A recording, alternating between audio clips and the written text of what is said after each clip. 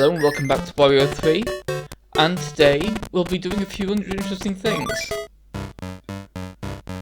First we'll be seeing what those wheels did at the volcano's base.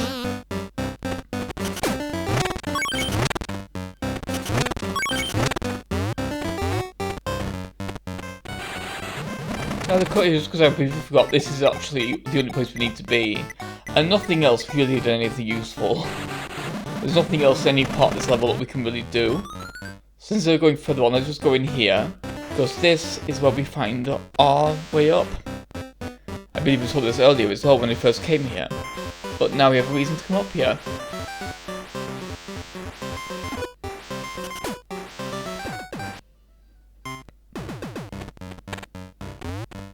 And here is our little trolley. This is actually quite a tricky part as well, because the trolley is constantly moving, so we have to be very careful to stay on it. It's a fairly classic little platforming thing.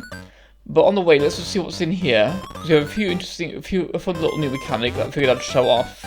Because I also realised here as well that I screwed up by doing that because the trolley doesn't come back. So this is me showing off a fun little thing. These bats are a new thing you can do, where they turn you into a bat. But the problem is, well, a vampire rather. But the problem is, as soon as you touch water, you break out of it, so you have to be very careful about it. And here I'm just kind of remembering how it works. Because of course, just pressing the button's not enough, you have to press a particular button, otherwise that just keeps happening and it's quite annoying. But the trick here is, if you press one of the action button, you turn into a bat.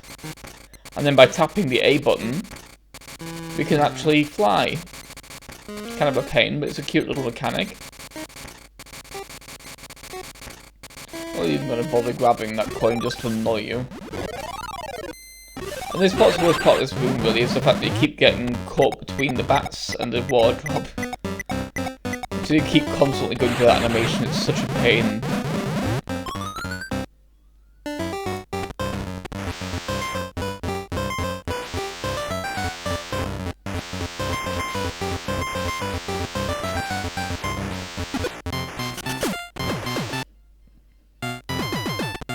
It's time for quite a fun little section. I quite like these little sections where you have to go to different like vertical areas in the level, because it gives you an idea of how big some of these levels can be.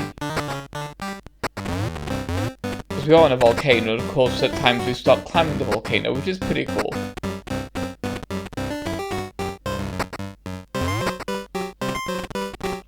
You have to be very careful here as well, because it's very easy to get paralysed on, and of course that will always bounce you off the trolley.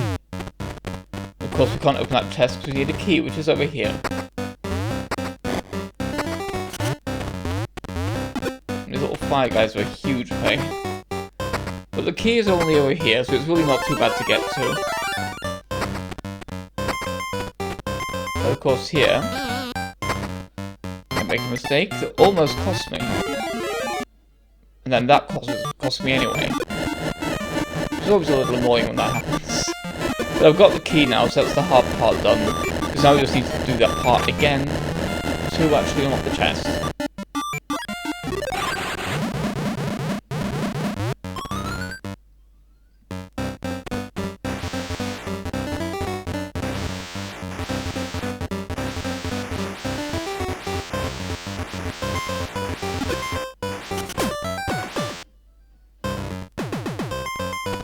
I like how happy those little electric guys are as well, those little pole things. They seem to really be enjoying themselves. Seem to be having a lot of fun trying to zap Wario.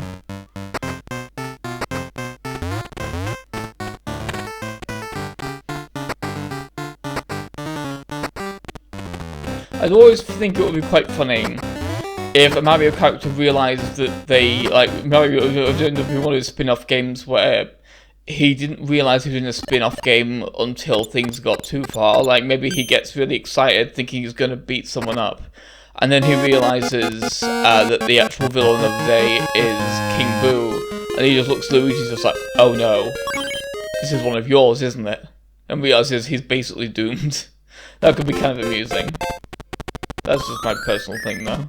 My personal taste. So let's see what the Tower of Revival's like. Probably this obviously right next to the chest. It's a fun little twist on things.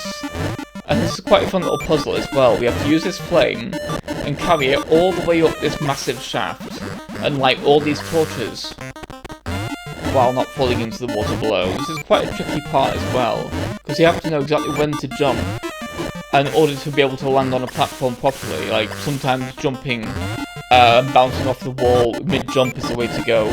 Sometimes you want to land first. And it's like, you have to be very careful with it. But it's a very fun idea. I found it very charming. It's one of my favourite puzzles in the game, really. It's just such a silly idea, but it works so well. Yeah, almost got it that time. You just have to have a lot of control over Fire Wario in this section. And it's a very good place for teaching that kind of control as well, because it's really the first place you actually have to use it. It's a very cute little way of teaching you. Now you have to get good at Fire Wario, because now we're going to make you use it. Before it was just a hazard, now it's a tool. Yeah, there's one of the hardest jumps really in that section to make, but at least we've hit all the things, and so now it's just kind of fine. Now we just need to get back up to that little block we saw, because that was fading out. We just couldn't really see it very well because we're running around with our butt on fire. But as you can see, it's gone now. So let's move this, I guess, furnace. Yeah, this is me being an idiot, but yeah, I realised here exactly what I meant to do. It was like, oh, whoops. I quite like the very obvious door as well that we can't do anything with quite yet, but it's there. Maybe able to guess what we end up doing with it, but for now, it's just going to be there for decoration. Definitely has a good amount of mystery to the Tower Revival though, because other places have had really obvious, like, places you can go that you can't do anything with yet. There's like a whole platform door, so this is just like a mysterious door in the middle of the tower, which is quite interesting. But I always quite like towers in these kind of games. They're always quite fun to climb and do stuff with. I really enjoyed Pandora's Tower as well. That was just a really good game overall, and it had some really cool ideas. Something I particularly liked about Pandora's Tower was that the protagonist's love interest wasn't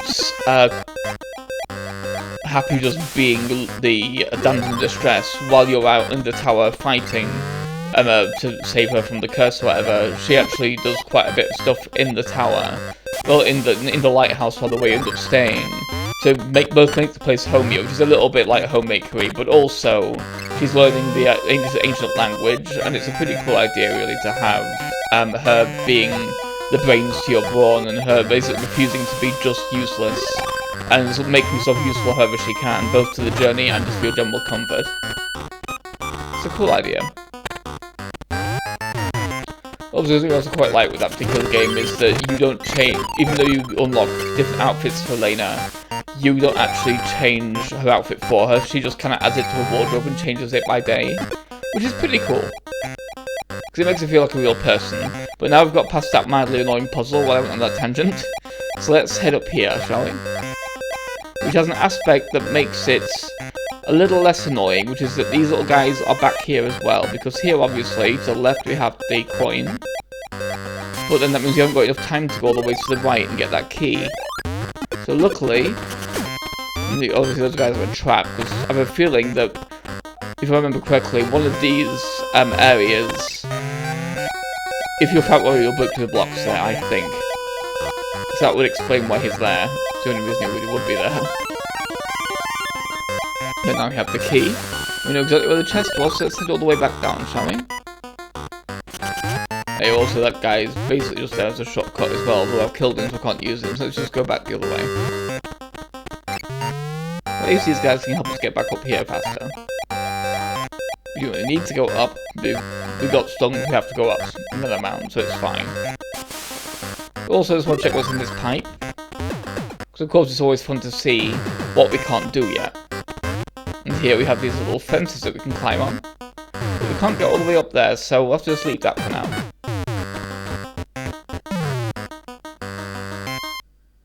Quite like sliding down the ladder, it's quite satisfying. Because you just keep going until you hit floor. Yeah, the stairs back so we can take a shortcut back down as well, which is always very nice.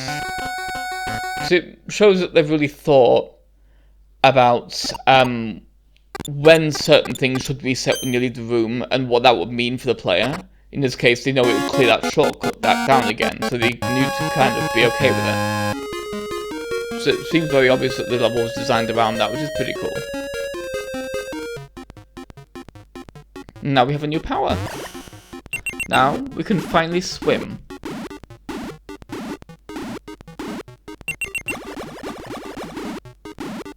And dash in the water too. And of course it's also warning us there's going to be currents as well.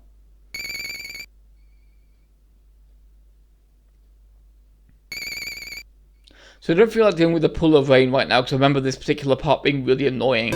So we're going to go to the big bridge instead, which is relatively simple, but a fun little way of showing the mechanic. He doesn't make the decision because I was like, no, I think this part sucks, so he'll do that next time. We also have this black water, which is quite interesting. We'll find out why it's black later on. But for now, it's just kind of, yeah, we can't get through there yet. And there's not really much to do here with this blue key. Let's just try and find another place where we can swim, shall we?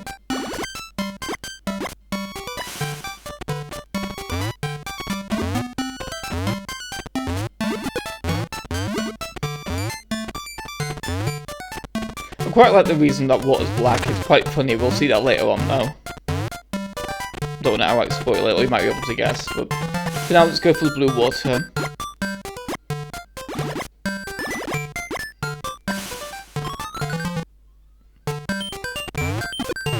So here's something we can't really deal with yet.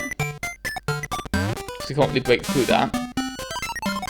Or go up there, so... let's go to the left instead. I think there's little fishies as well, they're very cute. Especially like that before they reset, they turn upside down, that's quite cute. At least when you hit them anyway. And of course these platforms you can go down but you can't go back up, which obviously is a problem in some areas. Because obviously when these fish hit you and you go burrowing, you go a bit up. And so they can end up forcing up those platforms, which is a little annoying. But here we have quite a fun way of using these bears.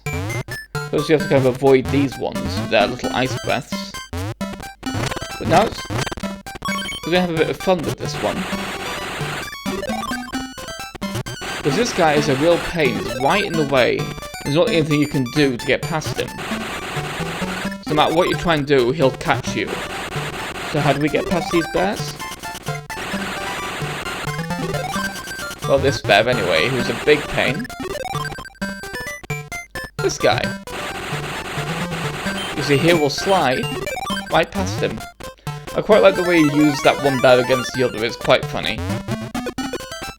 It's quite clever as well. I quite like the bear's little spite when you hit it as well, it's just so cute, it's so bashful about it.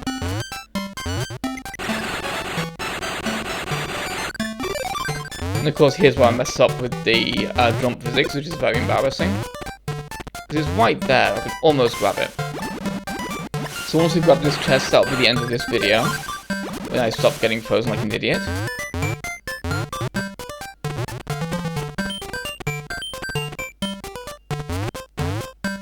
So let's grab this chest. And I will see you next time. As we go to the Pool of Tears. And see what hell awaits us with the swimming mechanic there.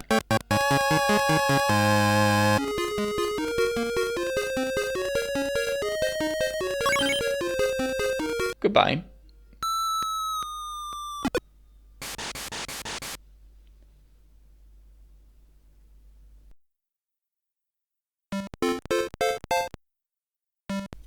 Please remember to like, comment, subscribe, and check out my Patreon as well.